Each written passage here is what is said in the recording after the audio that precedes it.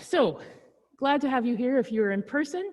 Really glad to have you here if you are online with us on a tablet or a computer or a telephone. We're going to continue to provide both options for people. We don't know what's going to happen as things go forward, but we will continue to provide both options as long as we can and the best we can.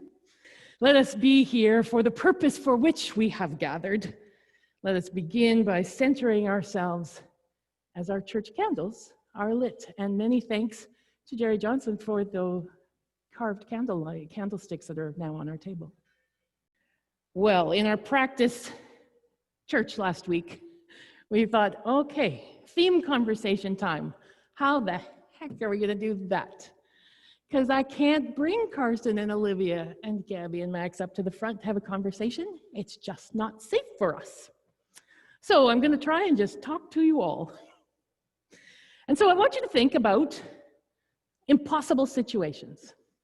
Have you ever been in what felt like an impossible situation? Or a situation that you just couldn't see your way out of? So maybe if you're an adult, you felt like your money was too tight and finances were out of control and you didn't know what you were going to do. Or maybe you're sitting in school and the math is on the smartboard, but you don't understand it and you don't think you ever will. Or maybe you or your parents were going through a divorce and you couldn't imagine life ever being okay again.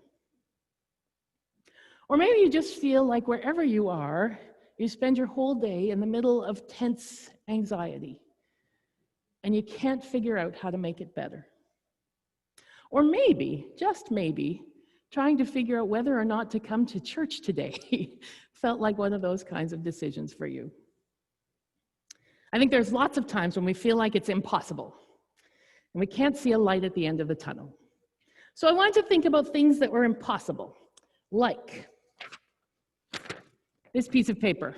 I feel like it is impossible, I tell you, for me to go through this piece of paper. I feel like I cannot. There is no way I'm going to step through this piece of paper. Even if I have handy dandy scissors and I cut out a space, I'm still not getting through this paper. It is impossible. And I'm a smart cookie. I know you don't do impossible things. So I figure that the best thing to do is not to try to get through this piece of paper. Would you agree? Well, here's the thing about impossible situations. The things that seem impossible, if you think of it, if you try something different, and you use the tools you have available, and you let God into your imagination, perhaps, impossible is not so impossible after all. You see, today's Bible story is about a time when the Hebrew people were in an impossible situation. They could not imagine, good morning.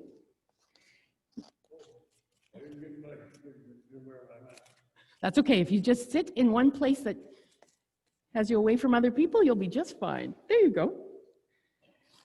I'm telling a Bible story about the Hebrew people who were in a completely impossible situation because they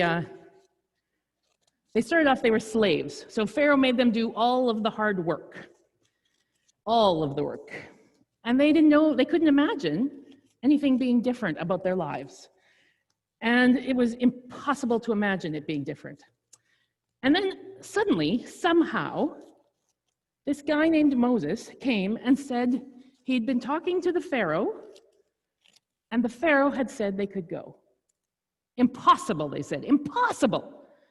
But given that he said they could go, they decided, let's go while we have a chance because the Pharaoh's not going to keep this decision for long. So they went really fast. They didn't even stop to let their bread rise. Off they went. And so they went and they ran and they ran. And as luck would have it, yes, in fact, the Pharaoh did change his mind. He was that kind of guy. So he changes his mind and he says, okay, armies, go get those slaves. It's very handy to have people doing your work for you. I want those slaves back. And so he sends the army out to get these people who have escaped. Well, here you have the people. They get to a river, and they see this big, huge river, and they know they can't go forward. And they think, okay, maybe we turn around. And they turn around, and there's a big army coming this way. So, impossible, wouldn't you say? It was impossible. In just a minute. Okay. So, in this impossible situation, Moses says to them, don't worry, God is with us. As it turns out, God helps people find a way through what seems to be impossible situations. Kind of like this piece of paper. Kind of like what's happening with my paper. Look! Turns out, I can get through a piece of paper. What was impossible, now possible. So, when we think everything is impossible, let's think again and think about whether God has something else in mind for us. Today's scripture reading is from the book of Exodus. This is the Red Sea story from the Spark Sunday School Bible. It was a long journey leaving Egypt. The Israelites camped on the shore of the Red Sea. The people were feeling really nervous. Moses squinted into the dark sky. Had he heard something? Something in the distance? Moses shook his head slowly. He did not trust Pharaoh, the king of Egypt, to keep his promise. Do you think Pharaoh followed us? Aaron asked. Moses stood listening. We will see, Moses said. We will see. Moses didn't have to wait too long. Soon, a growing cloud of dust rose up in the distance. A rumble of horse hoofs thundered toward the travelers. They could see them clearly now. Hundreds of Pharaoh's chariots charged towards them. Hundreds of soldiers followed with order to bring the people back. We're trapped, someone yelled. A strong wind began to blow. Cries went up from the people. Moses, they shouted, have you brought us here to die? Don't be afraid, Moses told his people. Stand firm, God is with us. Moses gripped the staff in his hand. Prepare to move out, he shouted into the wind. Where, Moses? Aaron asked. There's no place to go. Through the Red Sea, Moses said. God will make a way. Moses stood on the edge of the shore. He raised his right arm. He stretched his staff out over the white waves. The waters trembled and divided. The wind roared. Soon a wall of water stood on the left and the right. Dry land appeared between the walls. A safe path to the other side. Move now, Moses ordered. How strange it must have felt to step onto the sandy path. How scary to feel the spray from the water waiting on either side. Would God save them? Would God keep the promise to Moses? In the morning, Pharaoh's army stood on the Red Sea's shore. They saw the Israelites safe on the other side. Soon chariots groaned and soldiers cracked their whips. Pharaoh's army moved slowly across the rocky and sandy path.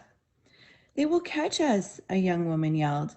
Watch and wait, said Moses. Moses once again held up his staff over the walls of the waves. Tons of water came tumbling down. Horses, chariots, and riders were all swept underwater and scrambled to try and return to dry land. From the safe shore came the sounds of singing and dancing, led by Miriam, Moses' sister. Sing to God, the Israelites shouted. God has saved us.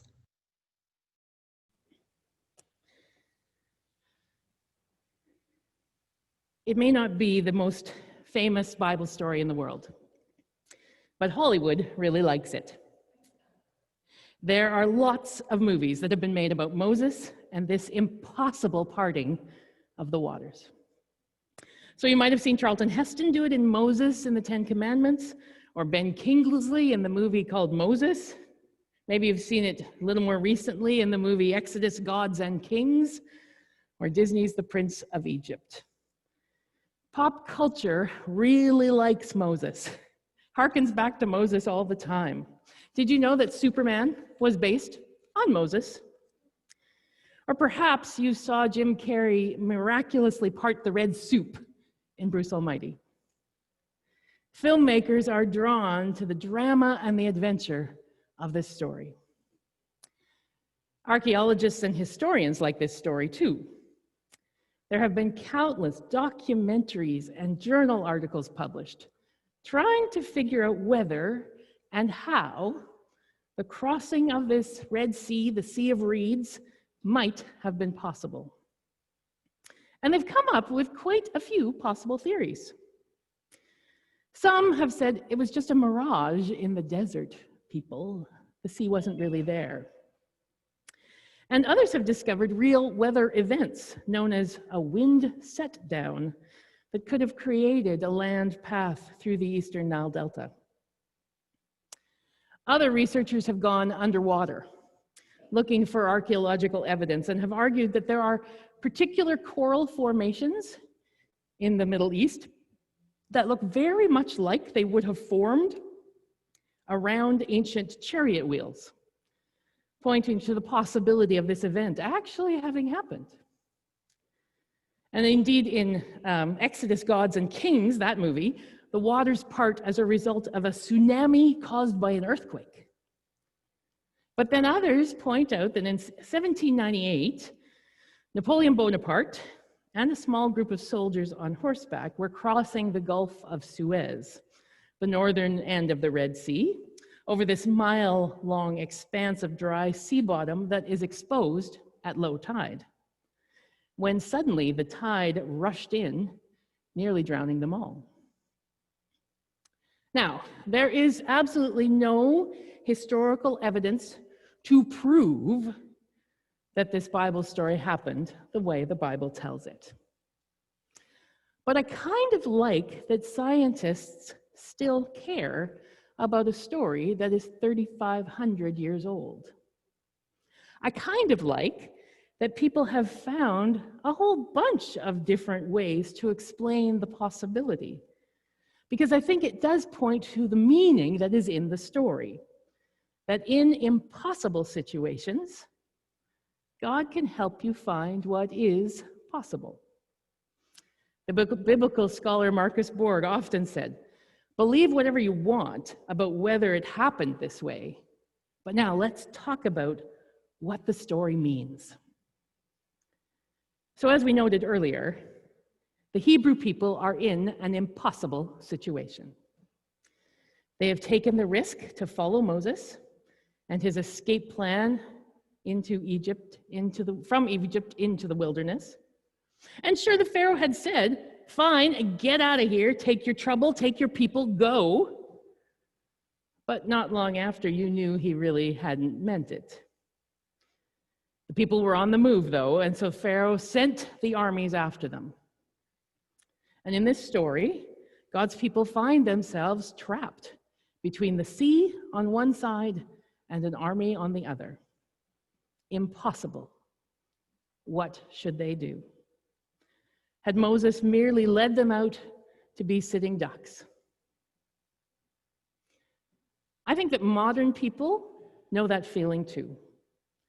Countless refugees around the world have risked life and health to escape dangerous living situations. Others face dangerous living conditions in what appear to be really safe homes in our communities. And still others can find ourselves in what feel like impossible situations of one kind or another, feeling like we shouldn't go backward, but having no idea how to take a step forward. I think this pandemic has presented us with all kinds of impossible situations. If you have a loved one in a care home, if you have a child in school, or if you have an underlying health condition, impossible decisions are everywhere you look. I think it might be helpful to note that in the sea, in ancient writings in the Bible, the sea is often a symbol of chaos. And if we think about it, how often do changes in our lives, even if they're important and necessary, leave us face to face with some kind of chaos? Almost always. If you change things, you disrupt things, and at least a little chaos shows up. To use the ancient metaphor, no matter the change, you find yourself standing in front of a great sea. So if you've ever had to leave a job because it was taking all the joy out of your life, said goodbye to a relationship that wasn't healthy, you know what I'm talking about. If you've ever tried to change an unhealthy habit or an addiction, if you've ever decided to forgive someone when you've been really hurt, you know how difficult every step forward can seem. And you know how easy it is to consider going back, even if back is to some kind of slavery or death of some kind. You know how easy it is to hold on, even when you really, really want to let go. We know what dead ends feel like. We know what fear feels like. We know what uncertainty feels like. We know that soul-wrenching doubt. And it is in that kind of space that Moses says to the people, here's your challenge.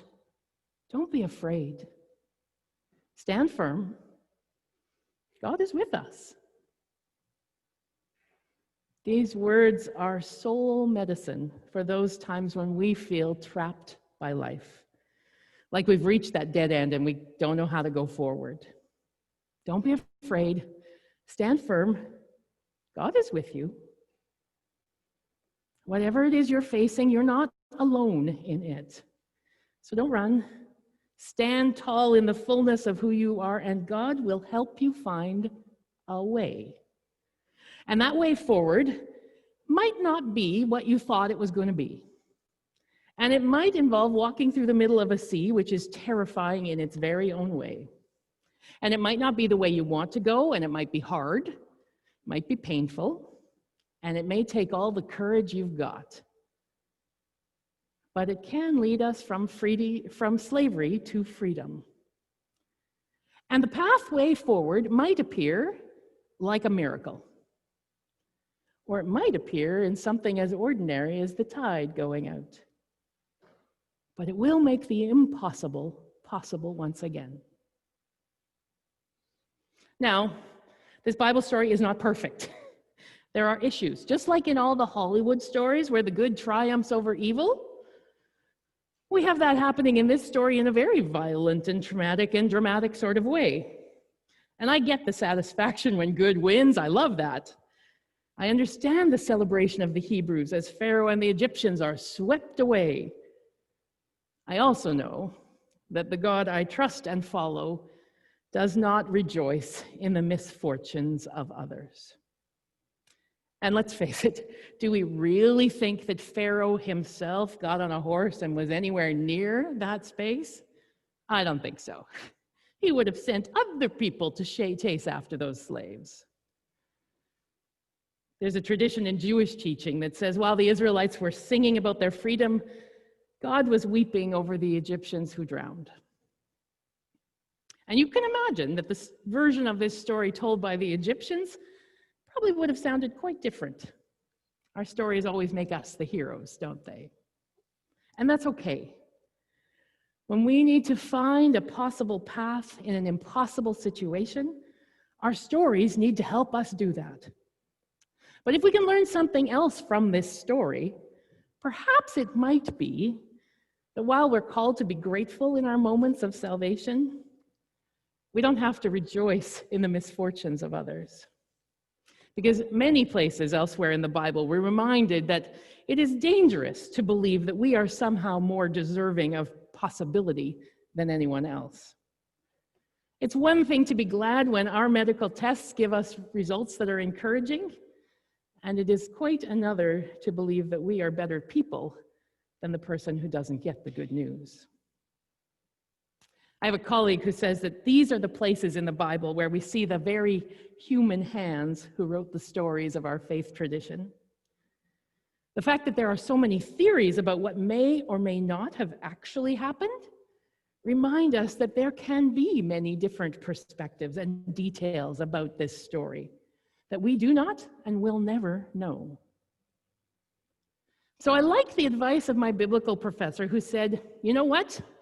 We're not required to confine the meaning of our stories to only what the writer first intended. We can consider the perspectives of others in our stories. Like, I'll bet you there was an Egyptian family who lost a family member, and he was only doing his job that day, or doing a job he was forced to do. In fact, I can imagine versions of the story where members of that army would have felt like they were in an absolutely impossible situation. And so for them and for us, we can start to hear the deep wisdom of trusting God when we cannot yet see a way forward. For in this, there is, for all of us, good news. May God bless us as we seek to understand the ancient stories of our tradition. May they help us to find meaning in our own lives right here, right now. Thanks be to God. Amen. Well, once again, thank you so much for being here today and being here with us on screen. As we go from this place, may God be in our whole being. May God be in our hearts as well as our heads. May God be in our loving and our knowing and our willing, our speaking and our acting. And may we readily see God in others and the whole of this creation. May our lives be a witness to God's love.